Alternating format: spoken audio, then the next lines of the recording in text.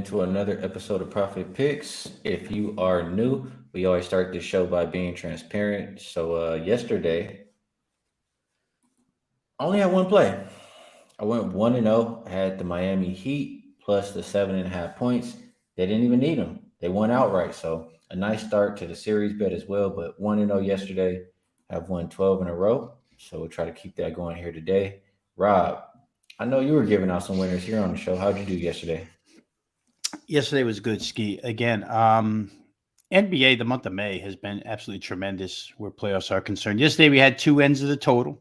Talked about them here on the show. And a lot of people in our industry, Skee, a lot of guys we speak to on a daily basis, liked Miami as a side, liked the Miami team total over, and liked the game total over. And like clockwork, all three came through for a whole bunch of us. So it's been a good month, been a really good run, 67% for the month in May in NBA playoffs, up about 33, 34 units now just in the month of May. So it's, it's running well. Let's keep this thing going. Absolutely. And I love it how we both seeing the board right now because I love working with you all the time. And if, yesterday I was more heavy on the side, you were looking more at a total, everything was winners. So we're just giving the people winners. And I'm getting comments, on my post saying, "Oh, why didn't you play the team total over with Rob?" And I should have played it. I liked it too. But good to see everybody cashing. That's, what's really important and what makes me happy. So good stuff there. Let's look at a couple comments. Cash for Rican, appreciate you. Boofer with the absolutely, I don't want to say it's a terrible guess. He said Veno got to be rocking the Laker perk today. back to the blue, Boofer. But nice guess though. These guys got me skied to where when I do multiple shows each day, I got to go up and change my shirt so they can't watch me on a previous show and just come in knowing the answer already. But purple's coming, Boofer. You'll have it right one of these times. You got to wait till the Lakers win. After the Lakers win, we see the purple maybe.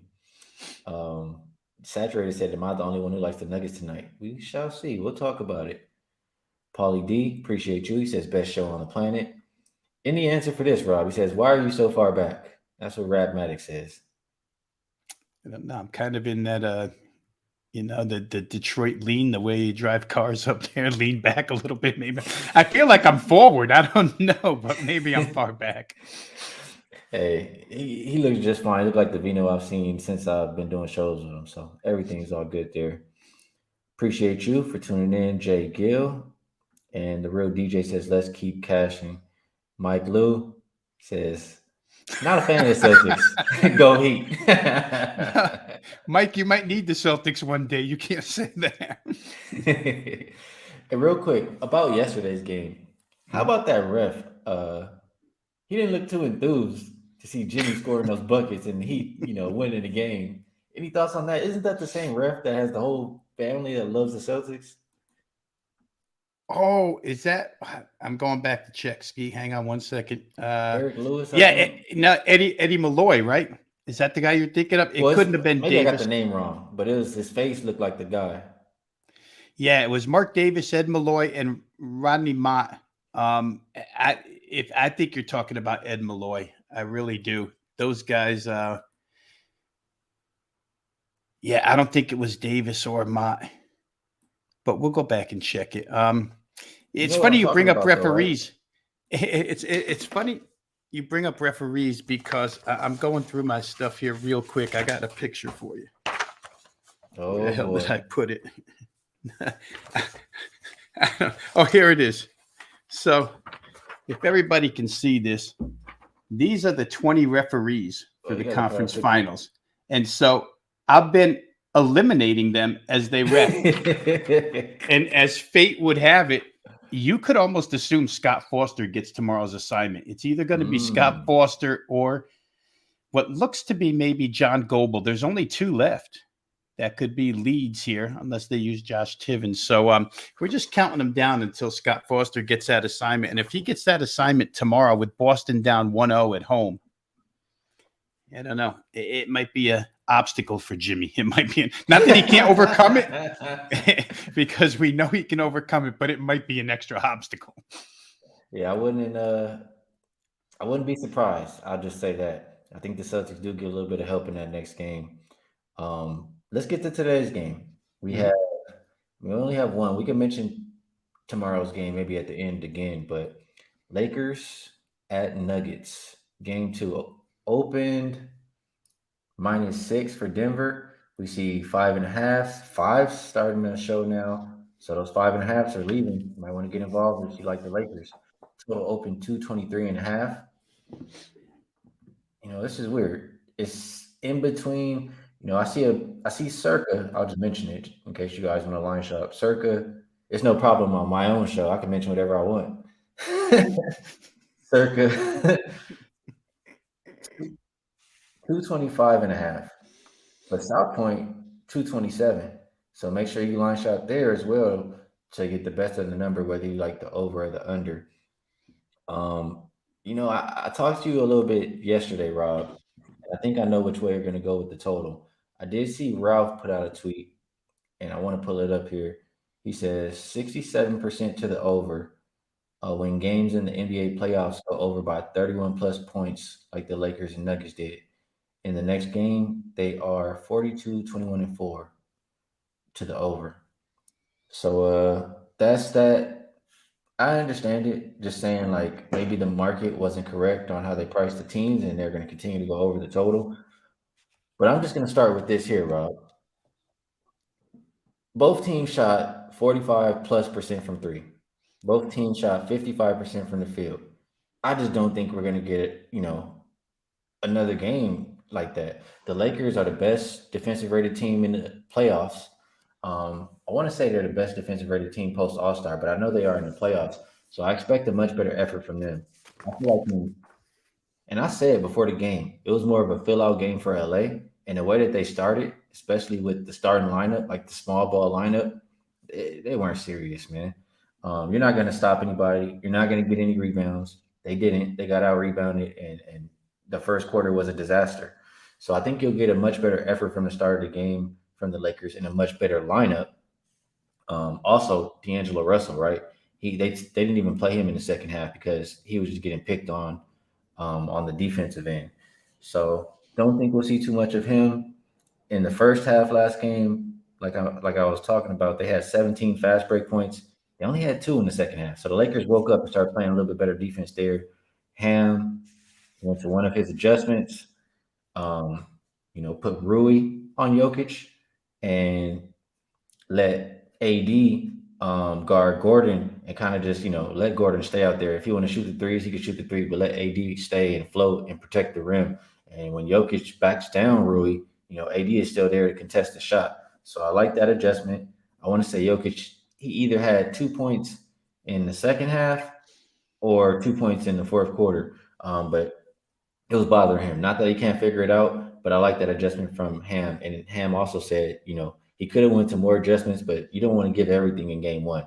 You got to save something for the rest of the series. So he says there's more stuff up his sleeve, and the way that this team has played defense, I would imagine it's on that end. And on the flip side, let me read this Mike Malone quote here.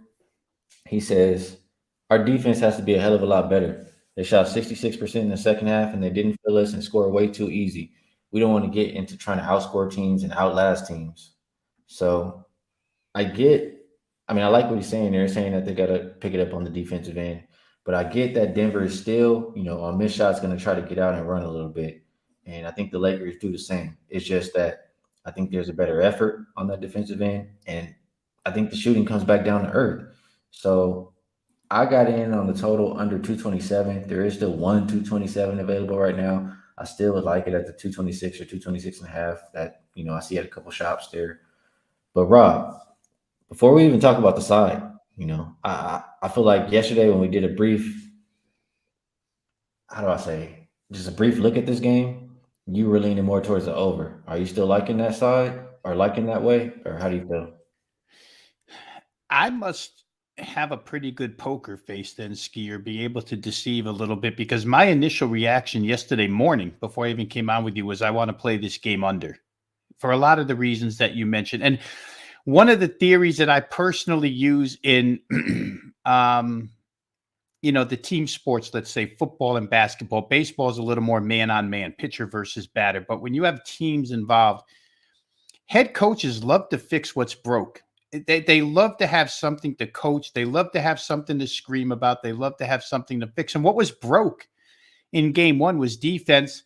And, you could say it was broke on both ends. Now, the Denver end is a little bit more questionable, right? Because you don't know if they gave up 72 in the second half because they were comfortable with their lead the whole way through, or you don't know if the Lakers actually discovered something. I was previously to this, Skee, I was on with Jay and Ronald Kabang, two colleagues of ours, and we were talking things out, and they brought up some good points too. Those two guys happened to lean slightly towards, Ronald leaned pretty strongly towards under 226. But let's go through, and we'll bounce it back and forth. Let's go through some of the stuff that I had said to Jay. I said, there's too many maybes for me in this game. Maybe this works. Maybe that works. Maybe this isn't. Maybe that. And I don't like to bet maybes. I like to bet what I feel are certainties in my mind. Let's start with the first maybe that we could probably both answer the same way right off the bat. Darvin Ham. I don't consider him to be Joe Mazzulla. I don't consider him to be Doc Rivers. Maybe he hasn't had enough of a coaching career for me to make that assumption. But I feel like he'll make the right adjustment. I just don't know which one it is. If I go to AD no longer being on Jokic, that was supposed to be the priority matchup in this series, according to national media. Jokic versus AD, Jokic versus AD. Now, all of a sudden, 3 quarters in, Lakers say, you know what? We're not playing Jokic with AD anymore. We're going to use Rui Hachimura.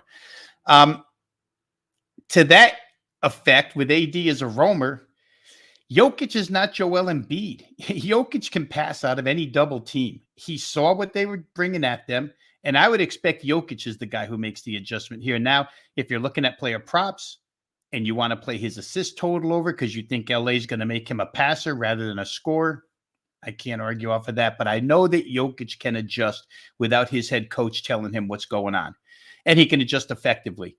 I worry that Rui Hachimura could find himself in foul trouble. You just can't have that matchup in a half court against Jokic and think that he wouldn't foul this guy. So couple of maybes there. Maybe the adjustment works. Maybe it doesn't. I'm not sure. I'm not going to answer it either way. AD is a roamer. There's a bunch of guys who can score on Denver. You kind of have to roam all over the place to find them, even if I discount Aaron Gordon. If he's stuck out guarding Aaron Gordon at the 3-point line or roaming out there, then, Denver probably wants that. They probably want Anthony Davis's rebound ability away from the rim. So that could work in Denver's favor. Who knows? To your point, 45% 3-point shooting out of the Lakers. I don't know that that's going to happen again. The guys I was on with prior, Jay and Ronald, I think Jay brought it up, and it's a great point, that the Lakers began to offensively drop a lot of guys in transition because they're a great half-court defensive team, but they're not the best in transition. And you and I both were of the opinion that Denver would try to run them, right? And they did. But Philly did that as well. Game 5 and 6 started just take a shot and drop everybody back except Embiid. And let's not attack the offensive glass. And they did shut Boston down. I was on the wrong end of Boston team totals 2 games in a row because Philly played better transition defense. So that's an adjustment Darvin Ham might make, which helps the under here. The one thing I don't like about betting under, and I still may get there because I think there's a lot of things that line up for it, despite Ralph's trend. The one thing I don't like is the guy whose minutes got sacrificed in that game 1 were Jared Vanderbilt's. He played 10 minutes and 12 seconds, and I don't know. We could argue that he's the best defensive player in that starting unit, and he's brought there to play defense, and yet he sits the bench against a team that can score. So I had said to those guys, Skee, and I'll say it here as well, that it might be in-game betting that's best off for me tonight. See exactly what these coaches are going to do. I find it hard to predict what Darvin Ham will do, what his multiple adjustments will be. I know Michael Malone can adjust as well. I know they both want to fix the defense, which leads me to under. And I also feel like, despite the fact that they sat D'Angelo Russell second half, they can't win a game here without D'Angelo Russell scoring. That guy's got to score. His offensive game wasn't there. I get his defense was bad, but his point total tonight is 13 and a half. D'Angelo Russell has to get to 14 points for the Lakers here.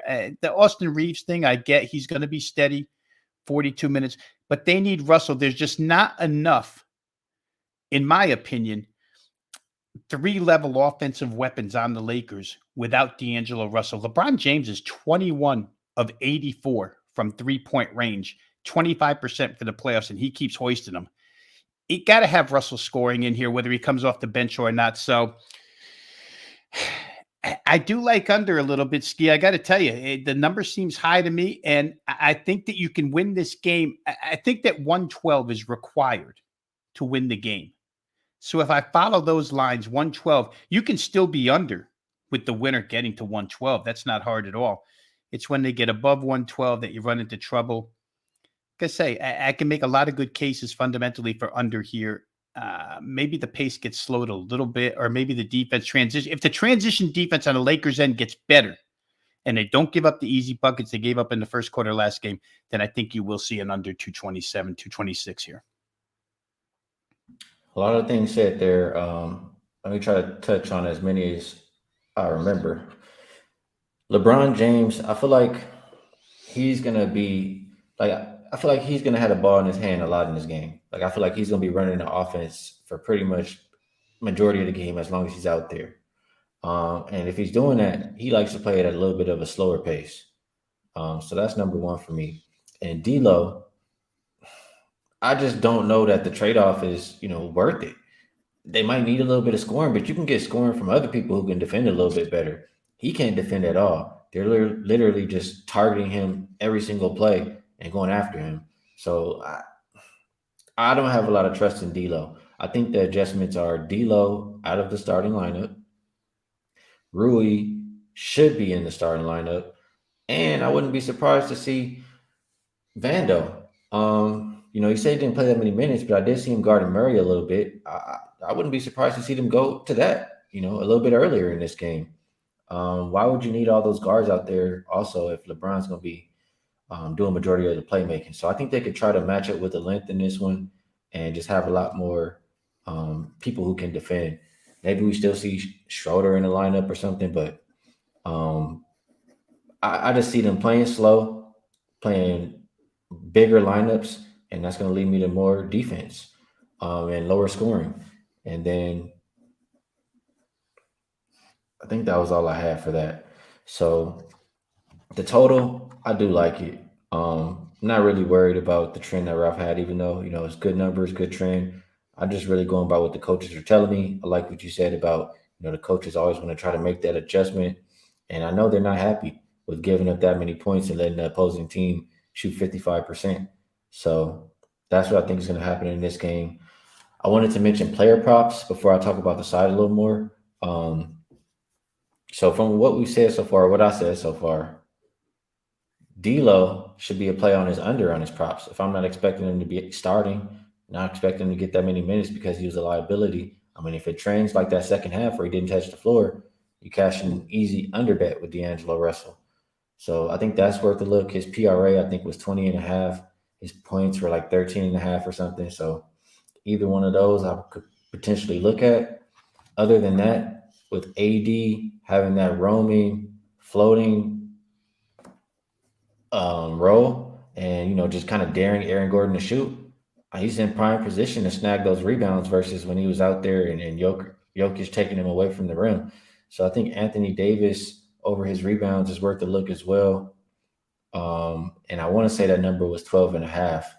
So those are the two props that come to my mind first. Obviously, if you like the Nuggets to win, you should be betting on Joker triple-double probably. But what you said about him, as far as forcing him to be a passer, I think they do a little bit of the opposite. I think they force him to be a scorer. Like, you're just going to have to shoot over Rui all night, and we're going to take away these passing lanes. We're not going to let you do everything. And we don't want you getting everybody involved either. So that's kind of how I think. Any thoughts on those player props or any player props you like? Well, coach for me for a second, Skee. Put yourself on the side. I wish I had that picture that Joe Ranieri has of you in the suit and tie holding LeBron's shoulder, but I don't have it. But coach for me here. What I gather from what you said is you prefer a lineup of LeBron James, Jared Vanderbilt, Rui Hachimura, Anthony Davis, and fill in the blank. Austin Reeves, Dennis Schroeder, however you want to fill it in with those two guys, which is, it's like, I don't know, it's Space Jam 1, the Monstars. They're so huge, those four guys, right? If you're Denver and you see that out there, I mean, if I'm Mike Malone, I continue to run that unit, run, and run again, and see if they. Now, the Lakers have a tendency to want to turn around off a fast made basket and just run it right back and score in 3 or 4 seconds themselves. They don't mind doing that, but let's just assume that the transition works for Denver because the lineup's too big to keep up. And the Lakers inbound the ball and play half court to try and maintain pace. Boy, I don't know that I trust that half court offense enough. So again, we're getting into point counterpoint here, which is good to make counterpoints for everything the other guy's saying. But it brings me all the way full circle back to where I'm at, which is so many maybes in this game. And in-game betting for me might be the best. I want to see what these guys do. And I want to get a feel for what's going on here in game 2, because as easy as it was, if you and I go back and run back the tape of us together analyzing game 1 on Wager Talk today, it seemed like we both knew what was going to happen, and it played out that way. It was easy for us. And now we're faced with, I'm kind of in no man's land here, guessing adjustments. I do, however, think that D'Angelo Russell probably, because of altitude and everything else, does see the floor for 18, 19 minutes. And in his 18, if it's as 6th man, 7th man, 8th man, whatever it's as, he comes off the bench, maybe gets a favorable matchup, and his point total is 13 and a half. I do think he's got to score for whatever minutes he's on the floor here tonight. Maybe 13 and a half is too low. The Jokic counter argument that you think he can be a scorer, then for those playing props, maybe you just continue on PRA, but that number is so huge, 53 and a half. I'm not playing 53 and a half with Jokic. So a lot of this stuff, Skee, I'm not giving clear opinions on because I don't have them. And I don't want the audience, your audience, your chat running out there and playing stuff that I'm not really clear on. I think my best advice here right now is I'm going to sit back in game and have the accounts open and try and adjust myself. I guess I got to adjust to what the teams adjust to. But I do think, I'll tell you what, the thing I like the best here in this game is still under. Under, probably, the more I talk it out with all you guys, makes the most sense to me. It's where I started my handicap on this game. And I think I end up there under 226. Probably a good way to go. And my second look would probably still be, despite a minutes cut, D'Lo when he's on the floor, shooting the basketball and making some shots. I hear you. You Capper said, "Oh, Veno's ready to hoop a little bit, huh?" Okay. Oh, man, and I like Ronald too, but now when he starts lying, I got to say, I drop Ronald 5. We're going to stay on after the show. I'm going to tell you what I said. And I'm an honest guy. Ronald, you're making trouble over there, buddy. Stop it. Hey, we between me, Ronald, and Jay Money, we've been talking a lot of shit back and forth, and me and Jay Money are gonna have a bet. So he's just Nice. poking fun. So it's all good. David says any player prop leans on points. He came late.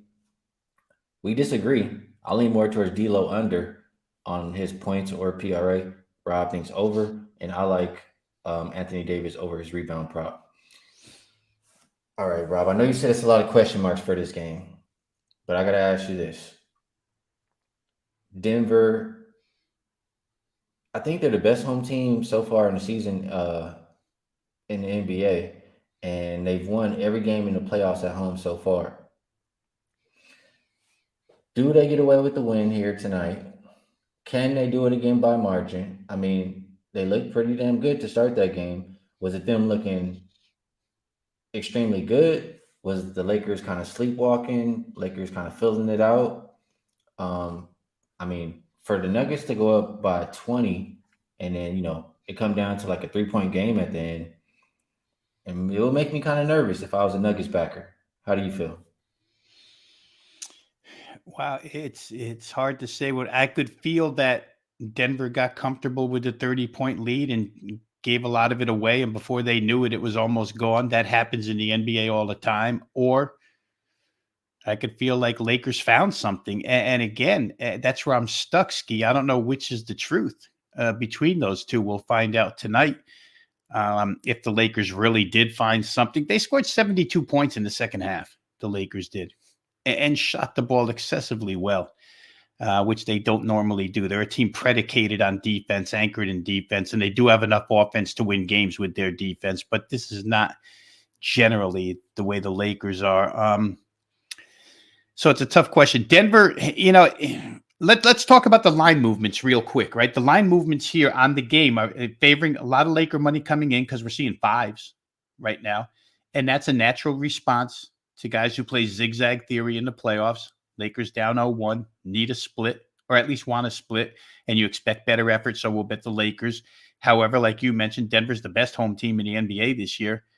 And could they cover 5 points? Certainly they could, especially if the Lakers don't shoot that well from three tonight. So that leaves me with mixed feelings. But what we talked about on Jay's show, and I pointed out, is that this total, the odds makers opened at 223.5. And the immediate money, and again, it's not public money, $25, $50 bettors that move this thing all the way to 227.5, a 4-point move. That's huge money, syndicate type money, betting group type money that pushed it. The question you always have to ask yourself when you see moves like that immediately, do they really believe that the game's going over, or are they pushing it that way to make the rest of the world believe it's going over and just follow on the train so they can come back with what they really like to begin with, which was under? We've seen a lot of take back now on under.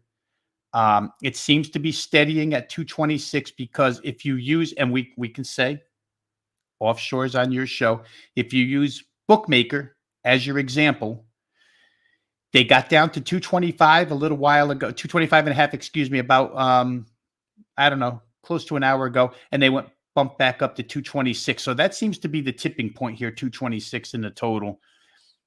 Again, I kind of think that stays under, but too many question marks, Skee. I just can't bet question marks here in this game. I wish I had as firm an opinion as I did on game one in both series. But game two is going to teach us a lot here because at some point, these coaches are going to run out of moves and adjustments, and then the better team's just going to win. I said prior to this series, I think it's going 6 or 7. No matter who you like, it's going 6 or 7. I still believe that because when the Lakers get home, Lakers could do what Denver's doing here at home. So let me ask you, Rob, after watching game one, if you have to pick who's winning the series,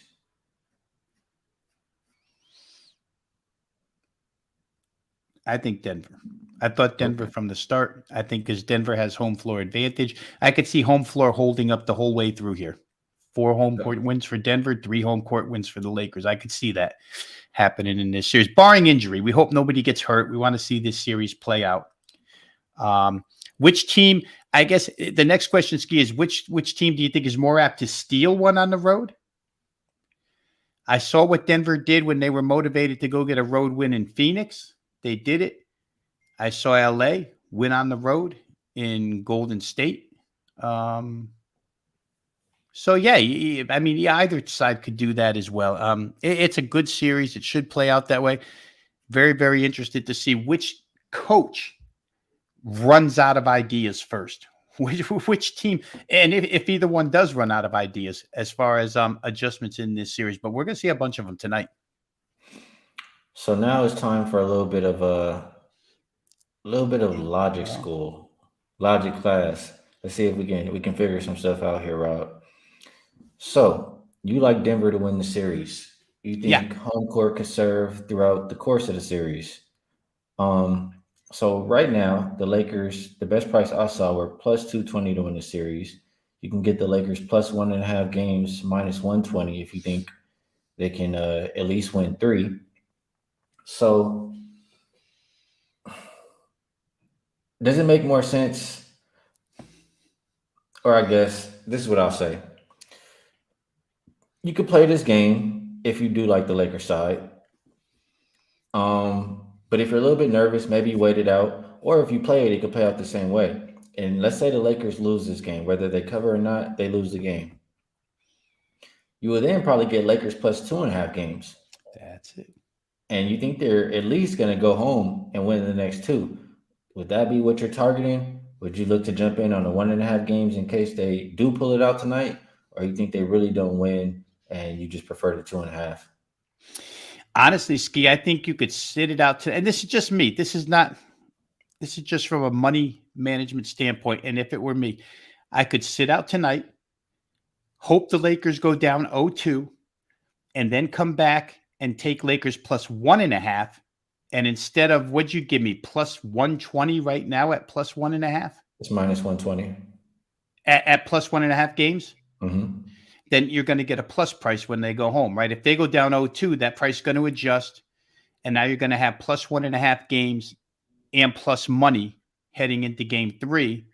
And if it does wind up being a series where home court holds, then you're going to cash a plus ticket in that case. So I would probably look to do it that way. Just that's my viewpoint of the series.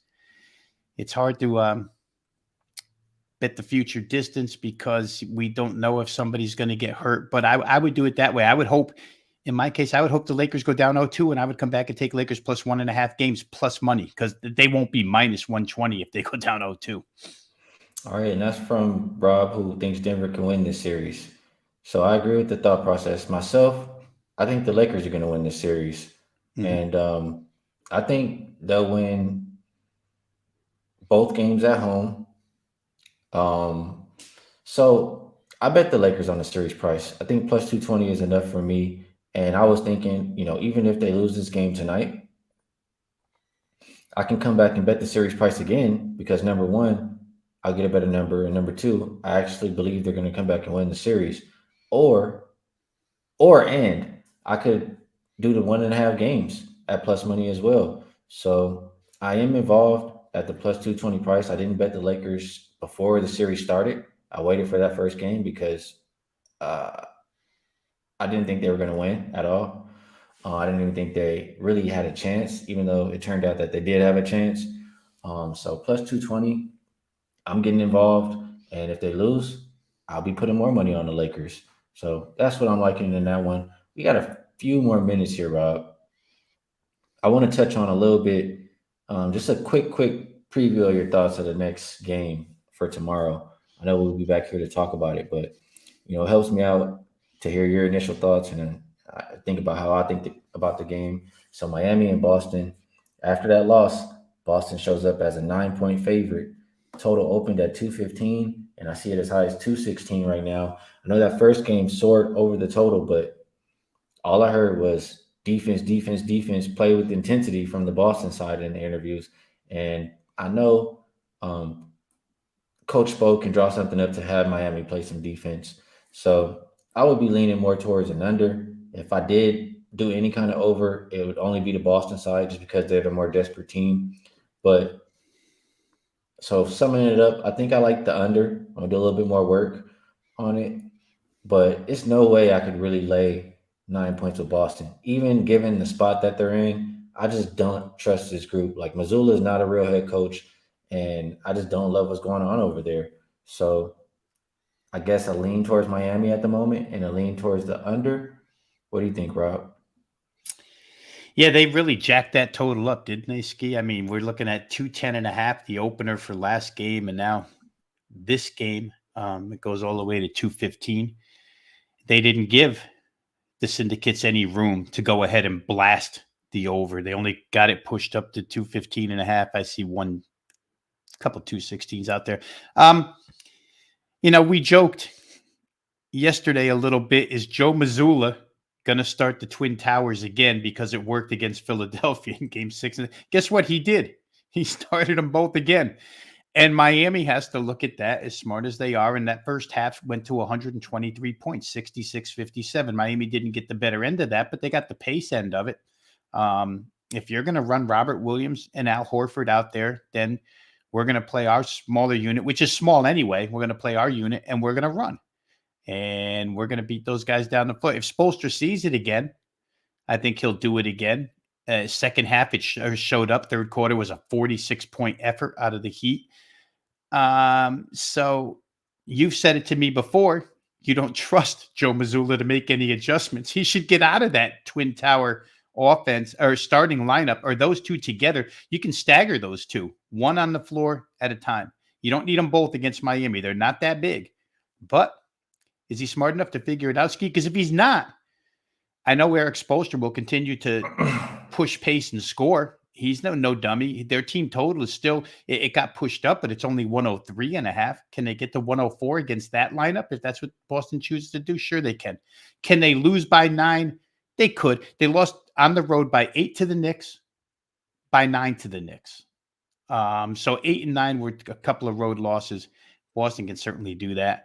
I don't know so much about side, but I'm interested to see if Joe Mazzulla is going to make any changes here. I don't think he's capable. I just don't. That guy needs to be out of there. He can't get those guys to play for him. I don't think so. We'll see though. A couple more comments here. UCapper said one thing he looked at was how home faves do in Game 2 of the conference finals after losing Game 1, 8-4 straight up, but just 5-7 against the spread since the 2002 playoffs.